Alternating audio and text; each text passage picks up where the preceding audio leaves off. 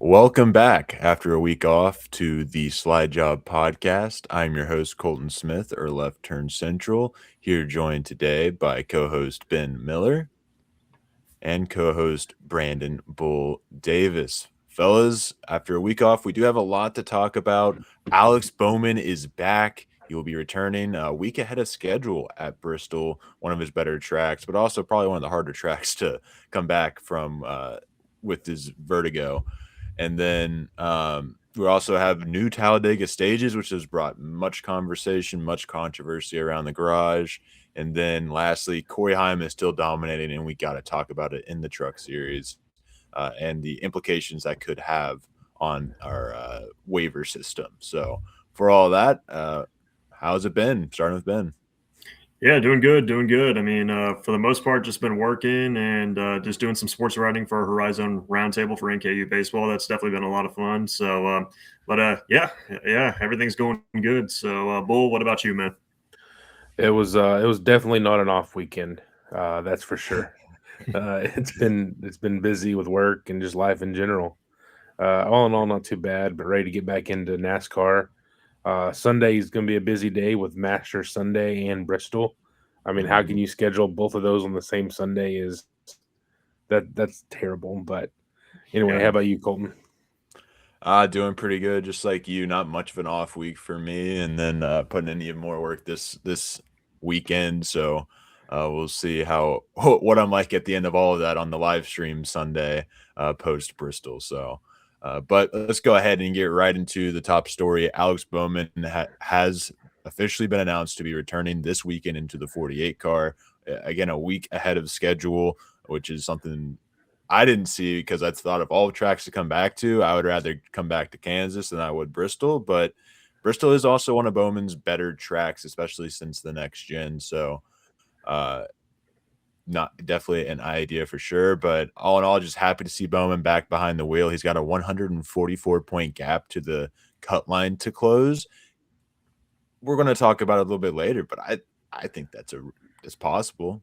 It's Mhm. theoretically possible. It takes some of the cut line, closing down, but I think the rate is 7.5 points per race he has to gain on the cut line. That's pretty steep to gain, but who knows if Bowman is in a contract year, he's got to prove himself. What better way to prove himself than at least get close to the cut line, get some wins? I think there still is a bright side on the 48 team. Yeah, for sure. Yeah, overall, it's great to have Alex Bowman back at the racetrack. I feel like this is perfect time for Alex Bowman. Like you mentioned, Colton, Bristol's been one of his best tracks, and along with Kansas too. So in his return, he's got two great racetracks coming up to try to build up from that points gap, 144 points back. So I feel like that's going to be a great opportunity for him to um, go out there and try to make up all those points. But yeah, this is a perfect opportunity for Alex Bowman to come back. The perfect time to come back because, like I mentioned, those two racetracks, Bristol and Kansas, great racetracks for that 48 team to try to get back into the fight of things. So yeah, definitely looking forward to seeing what Alex Bowman can do this weekend in the 48 to see if he can try to cut in to that points deficit. So, and like you said, he's in the contract year, so I feel like he's going to be motivated starting this weekend because he cannot afford a bad race. So, yeah, it's definitely going to be fun to see what Alex Bowman can do this weekend and in a couple races ahead of him. So, yeah, definitely looking forward to it. I'm gonna be the negative one here. Um, First off, glad Bowman is back. Glad he's healthy. Start off by saying that. But I don't think there's any chance he makes up that gap. The performance in that car was not what it should have been before his issue. The performance last year was lacking. I don't think it's a Bowman issue. I know Chinnery said it a few times as well in our chats on Sundays. It's a car issue. It's a crew chief issue, something along those lines.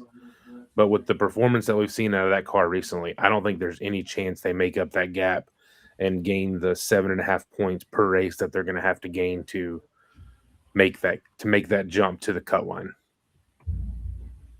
That's fair enough. I can't necessarily argue against that. It makes sense, but especially considering Bowman's been out of the car for a couple weeks, definitely is going to put him behind the rest of the field in that sense. So Well, and then you also got to throw in the fact of he's only raced what 2 races or 3 races with the 3. new body, 3 races with that new body, and Mhm. some of the other Chevy drivers are still trying to figure it out. Yeah, Yeah. Elliott did get the win, but other than that, their performance has not been what you expect from Hendrick so far this year Yeah. as a It's a whole. good point. Yeah. yeah, yeah, pretty rough looks in the 48 camp, but hopefully Bowman can persevere. We'll have to just wait and see. Let's go ahead and move along to the new Talladega stages that have been. I guess they've been confirmed at this point. I thought they were just a little rumor at first, but NASCAR's website has put it, so I guess that counts. Yeah. But essentially, what they are doing is last year Talladega segments were 60 laps for first and second stage, and 68 for the final stage. It's likely to be closer to 100 laps the first stage, 50 laps the last 2 stages, and then yeah, that's it. That's the change. So kind of I guess a solution. Chenry seems to think that if we take away stage cautions, there's going to be fuel saving anyways. I don't really know about that, but what do you guys think about this? Starting with Bull. I, I honestly I don't think it's going to be too much of a difference. Especially in that long stage one is going to be a marathon because they're still going to try to save fuel for that last stage two, stage three, for that pit stop there at the end of stage two. The goal is to try to make it where you don't have to have a stop in 2 and 3. Mhm. But if you still don't use as much in stage one, your time to fuel is going to still be less in stage two and then stage three to be able to gain track position on the leaders. So that stop there between 2 and 3 is still going to be less time. So I don't think it's ultimately going to be much help. I think if you fix the car, that would be more help. But I don't think changing the stages is going to be is going to change much because they're still going to be trying to save fuel, like I said, to make that stage two, stage three pit stop shorter to gain track position because you cannot pass on the super speedway package. Yeah, for sure. Yeah, I mean, now that I'm thinking about it, I don't know about this move at all. I mean, that's great that NASCAR's trying to they're going into Talladega with a different approach to try to make super speedway racing better, which as a fan I appreciate. But at the same time, now that stage 2 is longer compared to stage 2 and stage 3, I don't really see that being a big difference because I definitely think they're still going to continue to fuel save in stage 1 and but yeah, I think the main solution is to try to change some things in the car to bring back passing on these super speedways. But yeah, I mean, I'm glad that NASCAR is making a change because after the 500, we definitely needed that change for sure. So I mean, we'll see what happens. I mean, it could work out, it could not, but overall, I'm just glad that they're taking an approach to try to make a change. And but yeah, I expect Sunday they're just going to be fuel saving, and I really don't see that being much of a difference. Yeah, I definitely echo both of your sentiments. I'd argue, yes, it is nice NASCAR knows there's a problem, but I feel like they put a piece of duct tape on a ginormous hole as opposed to actually fixing and sealing the hole. Um, so I don't think it's a very sturdy fix per se. So I maybe the off season can come around and we find ourselves a more sturdy fix, a sturdy fill. But yeah, I don't really think it's going to fix too much. Well, I don't know if you saw. There's rumors on on the internet this week that there's going to be off-season Daytona testings and Mhm. potentially the Clash moving back to Daytona. I did see I that. have Yep. seen that. Yep. So A lot of people excited. Yep. that's something they're trying to lean into is use that as testing for the Mhm. super speedway package to make it better. Mhm. But I don't think changing stage links is going to help. Right. Yeah. For Problem sure. is fundamentally with the car, not with the stage brakes per se. But Yeah. the stage brakes do play somewhat of a factor into it. Mhm. But lastly, let's go ahead and talk about Corey Heim, who is still dominating the truck series. We doubted him a little bit, but he has 3 starts this season. Or surely Yeah, we have more than that's 3 all. starts. No. Okay, okay, yeah, we're on race. Okay. Anyways, he has raced 3 races as opposed to the Truck Series 5 so far this year, and currently is tied with Caden Honeycutt for the points lead. This is thanks to 2 wins in those 3 starts, and then a top 5 in the other start. And just all around, Corey Heim is proving why he needs a full-time ride. Like, this is insane. The Yep. problem occurs in that Corey Heim did not race those 2 races, did not have an excuse outside of the fact that he didn't have funding or was running part-time for that. So then that causes him not to be able to run for the chase, which is a very disappointing reality. Maybe NASCAR can change it midseason. Probably not. Probably be something that have to change in the off season. But I think the sentiment around, and I'll throw it to you guys, but sentiment around the garage is that the waiver system really only worked for the playoff system because you had that win and you're in aspect of it. So somebody could theoretically miss a race for a reason that is deemed not holy by NASCAR, and then their win, they could still get a win and get in. It also, if you don't have that waiver system for that, you could have like part-time person running like 6 races, make the playoffs theoretically, and then there's a whole headache there. But in the majority of cases, especially in the Cup Series, if you miss more than like 2 races and you're not driving Hendrick Motorsports or Joe Gibbs Racing equipment or Penske or top tier equipment is my point, you're probably not going to make the playoffs. The difference here in the Truck Series is that you have a lot less races. You have Corey Heim winning most of the races that he's in. So I think there's a stark difference. And Heim, if I'm not mistaken, is running about half of the races, if not more, this truck season. He just has missed the first one, and I forget what the other one he missed was. But yeah, I'm gonna throw it to you guys, starting with Bull. What do you think about all this? I don't think he should get to race in the championship. Why? We have seen NASCAR make changes, like with Jeff Gordon. Yeah, And we sure did. We've seen that before, and it was in this same system. So I think it was 2013. Yeah, spin game. Yep. It was in this same clash format, and Gordon got added. But rules are rules. It says you have to race all the races. Ultimately, I think this issue is going to ultimately solve itself. From what I see, his schedule is pretty front loaded with the Truck Series races. Gotcha. So I think towards the end of the season, he'll start dropping down pretty far. Because he is racing more of the Truck Series in the beginning of the season and not as much towards the late of the season. Yeah. Fair. I mean, absolutely crazy that Corey Heim is leading the point standings with 2 wins and 3 starts compared to everybody else who has 5. But unfortunately, the rules are the rules because, I mean, in a way, as a fan, I would like to see Corey Heim compete in the chase for a championship. I mean, in a way, that would be cool. That would be really cool to see, despite him not being full time. I mean, in a way, but in a way, I feel like he should have that opportunity to try to compete for a championship. I mean, even though he's not running in all the races, I mean, now that the point system is back, consistency matters. But I just feel like with all the races that he's running, I mean, he's going to miss a few here and there. I mean, he's definitely going to be sliding down in points. So,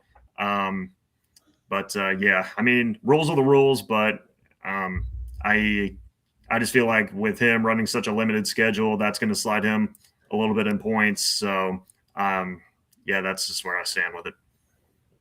But screw the rules, man. I know. Screw the rules. I mean, I mean, I just wish he would got.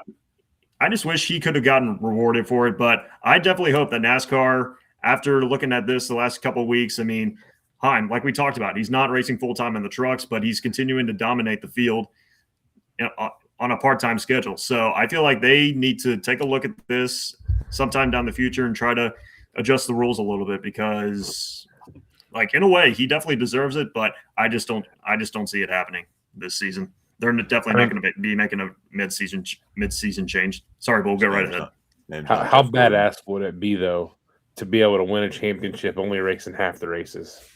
That would be pretty badass. Like we should just have that possible. That would be pretty badass for him, but the rest of the truck series would have to feel like complete ass.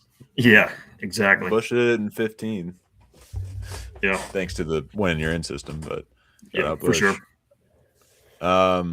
Yeah, I had something I was going to wrap it up with. I also thought this could be a really cool thing to open up for maybe some drivers that get opportunities if they like run necessarily don't have a full-time schedule, but they run a race or two and they, maybe win a race or, bump their way into the chase. It gives them maybe that's like leverage for them to keep their ride and end up finishing out the season full time because of how they're doing in the point standings. But I mean, it's a very specific situation, but it would be kind of cool. Yeah. One more thing I will add is the way that teams get paid is off of the owner points. So his performance is he's still racing for the owner's points championship. Fair. Which he can still get that, and that's what the team's money is made off of. So he's still helping out the team. He still could win a championship, but he's just not going to win the driver. But just nobody cares. Let's move along to Fly the Flag. And we kind of all gave our opinions on this one, but we'll start with Corey Heim again.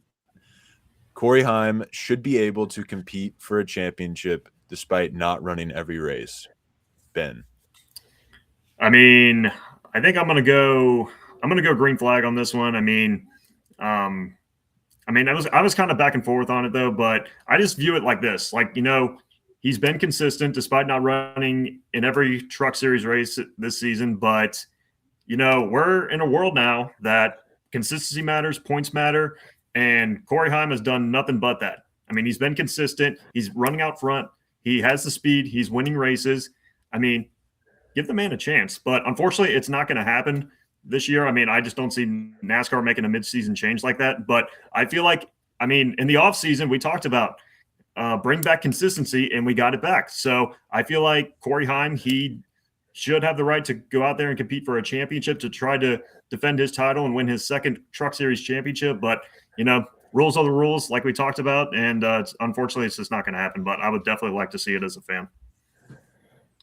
Yeah, I'm going to go red flag. I would love to see it. I like Corey Heim a lot.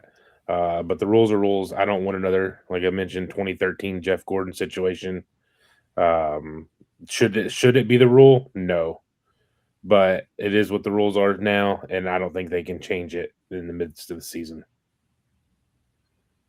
Yeah. I'll be the fence sitter because I do see the side of it's just the rules, even though I said screw the rules.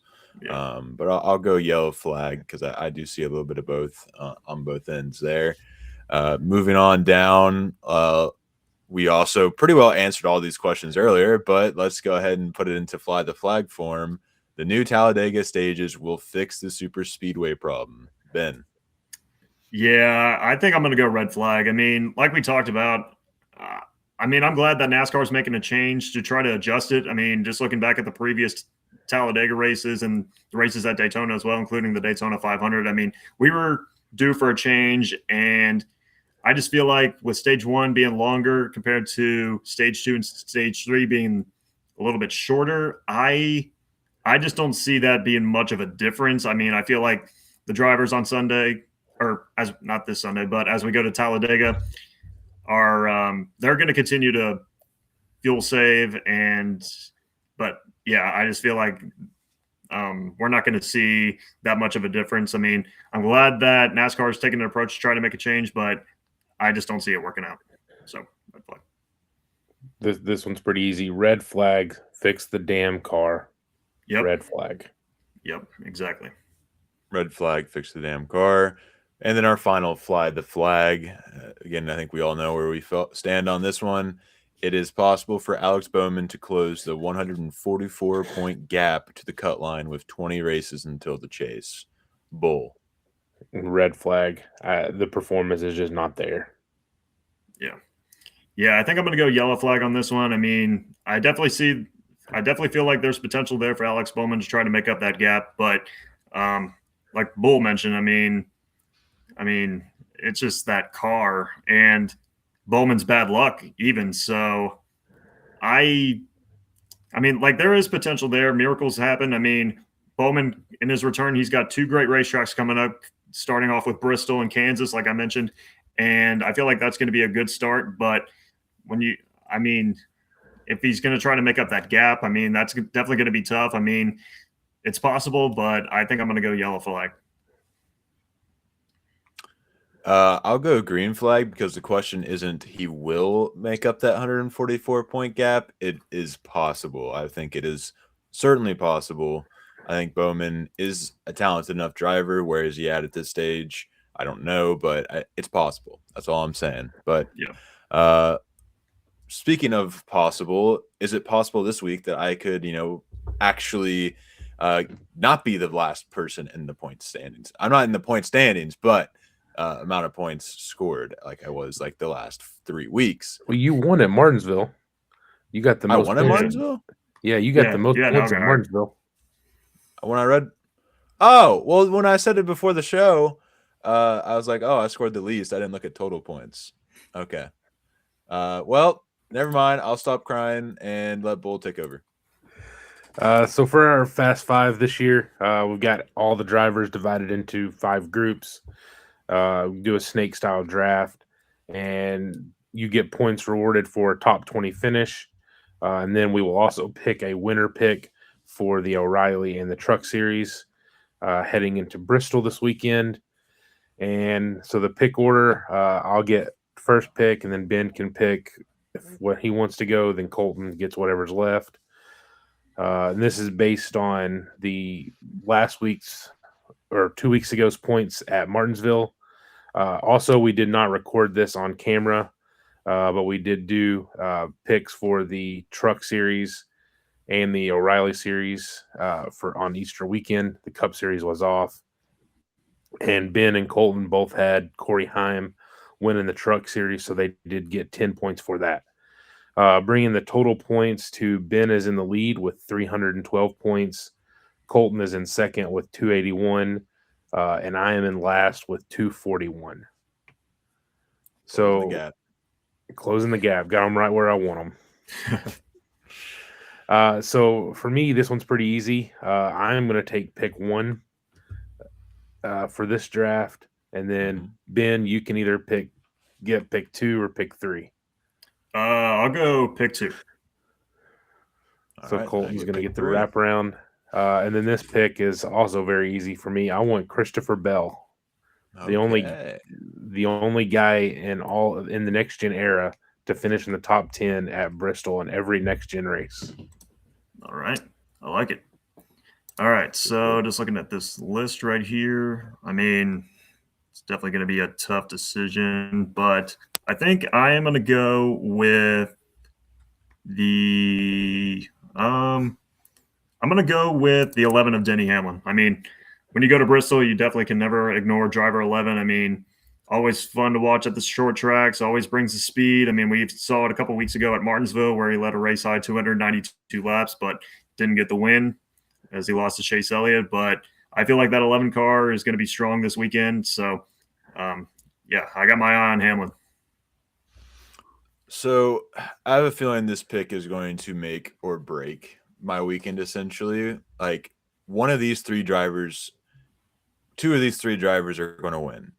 Either Kyle Larson or Ty Gibbs are going to win, or Ryan Blaney is going to, finish well. And then whoever I pick is going to have a terrible day. I really want to go Kyle Larson. But I don't know. I think I'm just going to go with the guy that I've picked 8 times this year, and I'm going to pick Ryan Blaney in the first round because nobody else can pass like Ryan Blaney, and Bristol is a great track for him. He's been just as good, almost just as good as Christopher Bell. He's finished top 10, 3 of the 4 races, finished top 20 that other race. He's just got something special in that car at these short tracks, and I expect him to bring that to the track this weekend. One thing I did forget to mention, Group 1 drivers, you kind of heard some of them, but Kyle Larson, Denny Hamlin, Ryan Blaney, Christopher Bell, William Byron, Chase Elliott, Ty Gibbs, and Joey Logano. Those are the drivers we had to pick from for Group 1. And then that'll take us into Group 2, where Colton's going to get the wraparound pick. Chase Briscoe, Brad Keselowski, Tyler Reddick, Chris Buescher, Carson Hocevar, Kyle Busch, Ross Chastain, and Ryan Preece. Yeah, so this one is really weird because my initial thought goes to Chris Buescher, but then I look at Brad Keselowski, somebody I have faded a lot this season. I've been picking his teammates over him, and he's really done a great job at proving me wrong. So I know now that I pick him, if I do, it's not confirmed yet, but if I pick him, he's probably going to crap the bed. But then I look at the stats, and he's got 2 top 5s and 2 top 10s since 2024. And then you look at Chris Buescher, and he only has 1 top 10. I'm thinking Buescher, I feel like did a lot better, but for some reason it's the recent Cup performance. And that's all I have on this pulled up. So anyways, looking back at the field here, I like Brad Keselowski. I'm not touching Tyler Reddick with the 20-foot pole. I like Chris Buescher, host of VAR.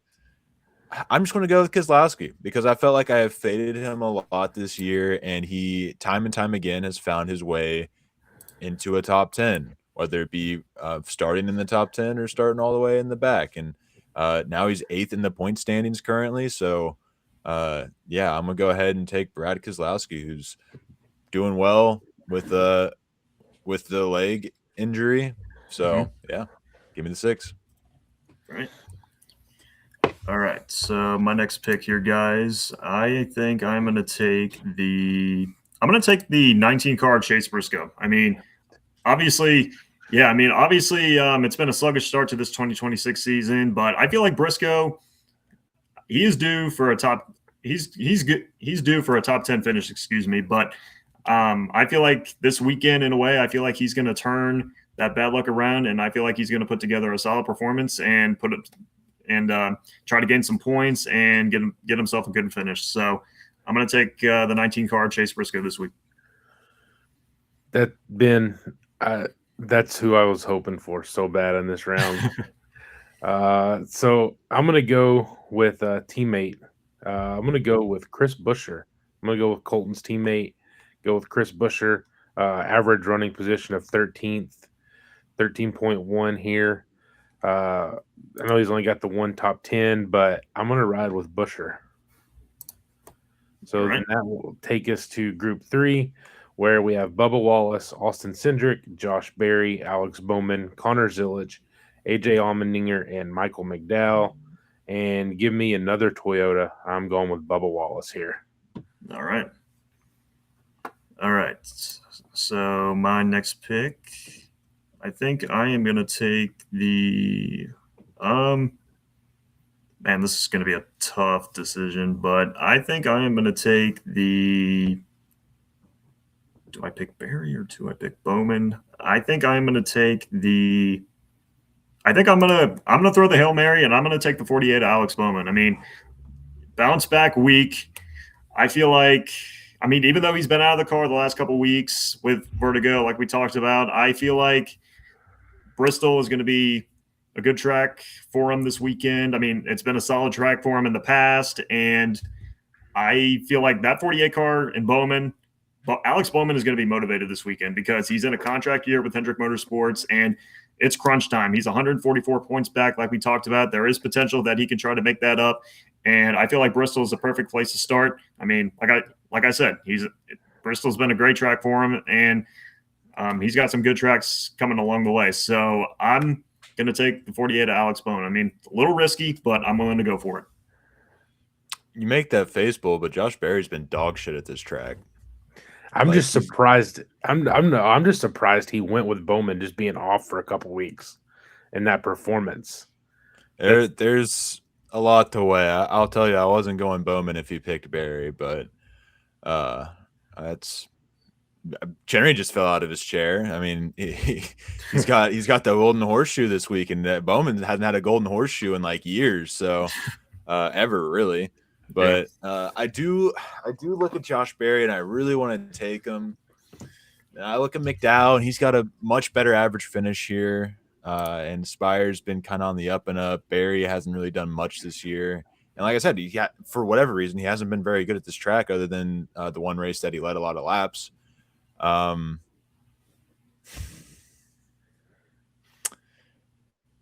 But I think it'll come back to bite me. I think regardless, Berry and McDowell will finish close to each other, but there is that chance that Berry does have the setup this weekend and does run well. So give me Josh Berry here in round 3. So then he's got that pedigree. That'll take us to Group 4.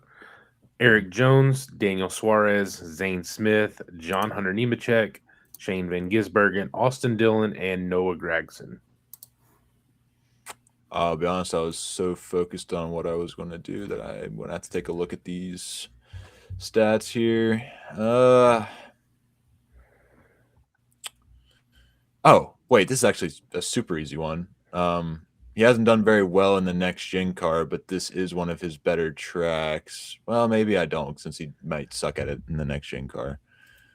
It's decisions. I'm terrible at them. Give me Eric Jones. This has been one of his better tracks throughout his career. I'll go ahead and take the flyer. I'm taking flyers on 2 drivers that should be good at this track, but because the car typically aren't good at this track. But he has had a really solid start to the season, working his way up after a rough start. But since that, he has worked his way up to 23rd in the points after the super speedways. So I think he continues that here with a good, hopefully top 20 finish at Bristol. All right. So I think I'm going to take 38 of Zane Smith. I mean, he had a solid performance at Bristol last fall, I should say, excuse me, finishing in 3rd. So, I mean, he showed speed throughout the race, and that 38 car, he was definitely fun to watch. So I feel like Smith, he's going to show up to the track this week, and I feel like he's going to put together a solid performance, and who knows, maybe a solid result. But I think I'm gonna ride with Zane Smith in this one. I feel like I hate to say this, but you all are leaving me the best driver in the group with the best running position and the best average finish, if I remember correctly. John Hunter Nemechek. John Hunter Nemechek, leaving me with him for the last pick. So I have to take it. So give me JHN, and then that'll take us to Group 5. Ricky Stenhouse Jr., Todd Gilliland, Cole Custer, Ty Dillon, Riley Herbst, Cody Ware, and Chad Fincham. And this one's pretty easy for me again. Give me Ricky Stenhouse Jr. All right. Okay. Not what I thought, or we thought we were going today. That's fair. Yep. All right. So my 5th and final pick this week, gentlemen. I think I am going to take tough decisions. I think I am going to take another front row car. Give me the 34 of Todd Gilliland. I mean, hopefully he puts together a solid result, but we'll see. But I got faith in Gilliland this week. Holy shit. What the hell do I do? I can pick Cole Custer, who is currently 34th in points. I could pick Ty Dillon, who is currently – where is he in points? Is he high? No, he's 32nd in points. There he is. I had to readjust my range here. I could potentially go with Riley Herbst, who's 30th in points. About that, 3 points ahead of Ty Dillon. I'm not going Cody Ware or Chad Fincham here. Sorry, guys. My God, I genuinely I don't know how to make these selections at all. Riley Herbst, I guess, because he's in the best equipment, because he's actually got a 23rd place average finish, which is better than Josh Berry, Eric Jones, and Ricky Stenhouse. So if he was good last year at it, theoretically he should be even better at it this year, right? Hopefully good enough to get a top 20. That's all I have to say. That's all I really care about. So give me Riley Herbst in the 35 to just finish 20th, whatever gets me a point. I don't care.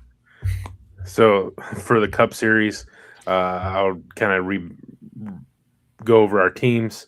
I got Christopher Bell, Chris Buescher, Bubba Wallace, John Hunter Nemechek, and Ricky Stenhouse. Colton has Ryan Blaney, Brad Keselowski, Josh Berry, Eric Jones, and Riley Herbst. And Ben has Denny Hamlin, Chase Briscoe, Alex Bowman, Zane Smith, and Todd Gilliland. So now that'll take us to our winner picks for O'Reilly and Truck Series. Ben, you want to start us off? Yep. I'll start off by saying it's Heim time, boys. It's Heim time. I got my pick. I think Corey Heim is going to continue the dominance, and I think he picks up his 3rd win of the year. So give me the one truck of Corey Heim. If you've not planned on watching the Truck Series race tonight, that we're recording on Friday, there is like 10 Cup Series drivers in this. Heim is in this race. This is going to be it's the biggest Truck Series, the biggest truck field I've seen in a long time. It's even better than the Daytona 500 field that was the best field. Yeah. But I'm going to have to agree with Ben. Heim's going for $500,000 this race. It's pretty good motivation there. So I'm going to go with Heim as well. Yep. He's got to beat Ricky Stenhouse, Chase Briscoe, Kyle Busch. Let me scroll down here. Hocevar. I'm just going through the entry list is why. Suarez, Bell, Chastain. I almost said Chandler Smith, but he's a regular. I was thinking Zane Smith. You said Hocevar. He's got to go through all those guys to do it. And I really want to sit here and say that it's Heim time. He's going to do it. He finished 6th in the I really honestly, before you both went that direction, I really wanted to just go with Heim. That's a safe pick. He was able to finish 6th in the Cup Series as a part-time driver at this track. He's now in his wheelhouse with the Truck Series. And I think I'm just going to do screw it. Kyle Busch is going to do it, man. It's Bristol. He's going to have a fast car. This is his track. Give me Kyle Busch in the 7 to return to victory lane at the last great Coliseum in Bristol. I like it. Which brings us to the O'Reilly Series entry list that does have some names. It's got Kyle Larson. Let me scroll around here. Checks notes. The Connor Zilich is here. Yep. Back in the one car. And then other than that, you got Mason Maggio. It's a part-time driver. It's I'll go ahead and make it easy. I'm going with Kyle Larson, the 88, to get this win. Yeah, I'm with you there. Colton. I'm going to take the 88 car, Kyle Larson. I mean, when you go to an O'Reilly Series race, and if Kyle Larson's on the roster, you got to go with Kyle Larson. I mean, he's going to go into this race on Saturday and just spank the O'Reilly Series field. So I got Kyle Larson. He's going to lead all the laps and dominate and win. If I remember correctly, last year it was this race where he may have lapped the entire field in stage 1. I think he led like every lap of the race. Damn near. Put an absolute ass whooping down. So I'm going to go with Kyle Larson again. Make it a clean sweep. Fair enough. I forgot to mention Cup Series legend J.J. Yaley is the lone Ford entry in this race. Shout out Ford for just demolishing their O'Reilly Series program. Yep. But shout out J.J. Yaley for also being in this race. That's a Cup legend right there. But Yeah, that's our picks. Let's go ahead and give our Cup Series picks before we wrap up the show. I'm going to go ahead and go on record saying that Denny Hamlin gets the win this weekend. I have a pretty good feeling about him adding to his win total, and I just think it's going to be him or Larson probably. Even though I didn't pick Larson when I had Larson, I don't know why I didn't. I feel like anytime I pick a Chevy, it just doesn't go the right way. So I went for it. But give me Denny Hamlin. All right. Yeah, I mean, obviously, those JGR Toyotas, they're definitely going to be strong this weekend. I mean, I'm looking at Gibbs, Hamlin. I mean, obviously, you can never ignore Kyle Larson when it comes to Bristol, but in a way, even though Hendrick Motorsports got the win at Martinsville with Chase Elliott, they're still trying to figure out this new Chevy body on the car. But I think I'm going to go with Ty Gibbs. I mean, I feel like he's arguably the hottest driver in the Cup Series right now. I mean, he's putting together these top 5 finishes, showing up with consistent speed at the racetrack. And, last fall he led a race high 201 laps, and he was on his way to getting his first career victory up until a pit road mishap happened. So I feel like this is the weekend. And after all the talk about when is Ty Gibbs going to win, when's he going to break through to get his first career victory, I feel like with the season that he's having right now, leading up to Bristol, one of his best racetracks, I feel like that weekend is finally going to come. So I got the 54 of Ty Gibbs. First career win comes this weekend at Thunder Valley. We know Ty Gibbs is at least going to finish top 5. He's finished top 5 ever since called him a lazy bum. So we know he's at least going to finish there. I thought maybe the week off would, perhaps negate that, but we'll see. Yeah. But I'm going to go with Christopher Bell. Got him first pick. There's a reason why I went with him. I think he's going to actually win the race. JGR, the Toyotas have been on fire this year. Bell needs a victory. He's had a decent performance to start the year. Had a few. Martinsville didn't have the best showing, but other than that, I think I'm going to go with Christopher Bell. All right. Yeah, that's not a bad pick at all. I will say it does feel like while he has been great, he hasn't necessarily separated. Like I would even argue Gibbs has had a better start to the season than Bell for the most part. I would agree. Mm-hmm. So sure. he does kind of seem a step behind the other two, but it's also very early in the season. A lot of times you can see this week off as a reset point, and you'll see some drivers rise, some drivers fall, and I'm very excited to see how it all goes. Be sure to let us know down in the comment section, what are your expectations for this Bristol race this weekend? Who do you all have winning it? What do you think about our picks, this, that, and the third, and anything else we talked about in the race or in the episode today?